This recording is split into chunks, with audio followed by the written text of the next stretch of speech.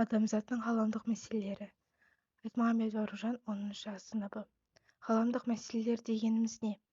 Бүкіл әлемді, барлық адамзатты қамтитын, адамзаттың бүгіні мен ертеңіне қауіп төндіретін және шешілуі үшін барлық елдер мен халықтардың бірлескен әрекеттерін талап ететін мәселелерді атайды.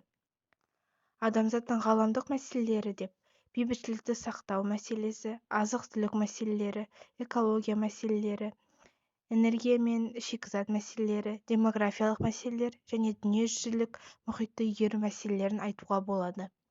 Суретте көріп отырғанымыздай, осы мәселелердің барлығы бейнеленген. Оның ішінде мен экологиялық мәселелерді айта аламын. Экологиялық мәселелерді ғаламдық әсер ету дәрежесі мен сипатына қарай екінші кезекке қоюға болады. Өйткені адамзат тіршілігінің болу-болмауының өзі экологиялық мәселелерді шешу мен оның алдын алуға тікелей байланысты болып отыр. Бұл мәселелердің себебі адамзаттың өсуі, табиғатқа деген сұраныстың көбеюі және де индустрияландыру болып табылады. Ал салдары биосфераның ритмі бұзылып, адамзаттың денсаулығына қауіп төнеді.